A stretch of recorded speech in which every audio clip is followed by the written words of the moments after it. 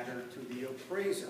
What matters, it doesn't matter if it's a scientific fact, what matters is, does the buying public believe it? If they do, and they act on that belief, that's a fact. And that's why it was mentioned earlier, EMFs. I will never go into court and argue EMFs devalue property value. Why not? It opens the door for someone like ATC to spend $250,000 and bring all these MDs in to all give testimony how it doesn't affect people and all of this type of thing. The fact is, the jury is out. They don't know for a fact whether it does or not. But the appraiser doesn't care. What the appraiser cares is, does the buying public believe it, and do they act on that belief? And that's what we reflect. In your situation, the actual loss of the cows would be civil action. The actual impact of the property value by the belief of the potential buyer that they would have this issue is a market issue. And that's what the appraiser would represent. I'm a little confused about that. In answer to this other gentleman's question about a house being potentially in an easement, and you said that that would be unusual, that the house would fall in the easement. Extremely. Okay, so if this ATC transmission line were proposed to come down Highway 33, there are a lot of residences that are within that 3,000 feet. Okay. Within 3,000, but not in the easement. Okay. So I'm talking, there's two things that are going through my mind. One is the 150-foot wide easement. Anything in that, that's called in the easement.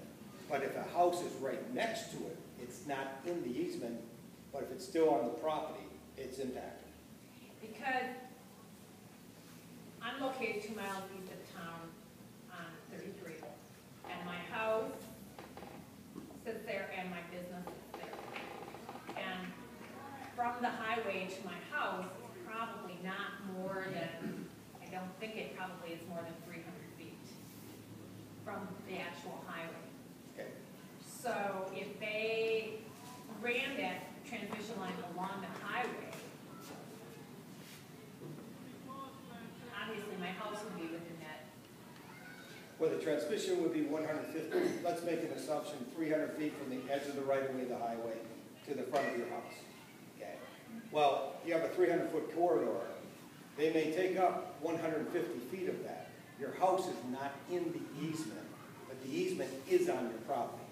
That's so different. If that power line ran 150 foot from my house, that will have that an would impact have on a your property. definite impact on my property. Absolutely, and that's not being denied, and that's a damage.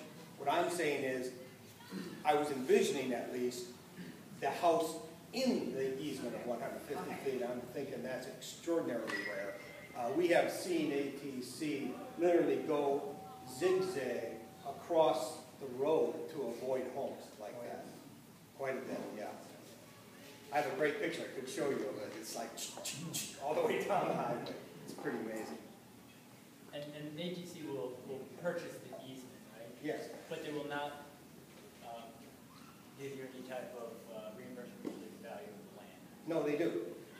Here's what happens. ATC has the first opportunity to pay you, keyword, just compensation for the taking, that's eminent domain talk. Taking meaning they're taking the land for their purposes.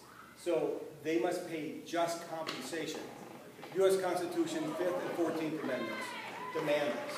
All right? How they define what they think is just compensation is in their realm. That's their realm of their appraiser. Their appraiser may greatly disagree with me, for instance. I was asked earlier, there was a case cited in the newspaper. It was up in the Wausau area where the debate was between $7,000 or about $7,700 by ATC's appraiser and approximately $40,000 by the property owner's appraiser. I was the property owner's appraiser. The question is, how in the world can two appraisers look at the same thing and be that far off? And the answer is very simple. It's how you look at the impact of the market. Almost always, the argument is going to be narrowed down to the damage to the remainder. That case was the damage to the remainder. The appraiser and I completely agreed on the actual loss of the easement, approximately $78,000. The entire disagreement was, is there any damage to the remainder? ATC's appraiser said absolutely none. You can stand 1 foot away from that power line easement and there's absolutely no damage to value, period. Your house can be there, all right? That was ATC's testimony, their appraiser's testimony. I beg to differ. And my difference was based on the research we've done, comparable sales and other things showing absolutely the power line has an impact to the remainder. That's the difference. So ATC is going to come with their perspective. They have the first right of offer. And by the way, I remembered what it was called for those who were here earlier. It's called nominal offer. That's their first offer, which does not come with a full appraisal. It is nominal, and not meaning the amount is nominal. It means it's nominal in the sense that it's nominally supported. By law, they're supposed to have a full appraisal to support it, but for utilities and something, there's some way they get around this, and they offer a nominal offer. That offer does not start the second opinion.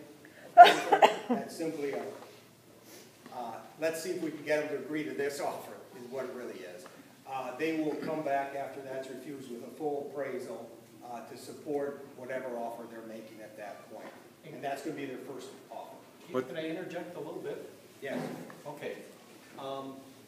This part I know I didn't mention on the front end of things. My wife and I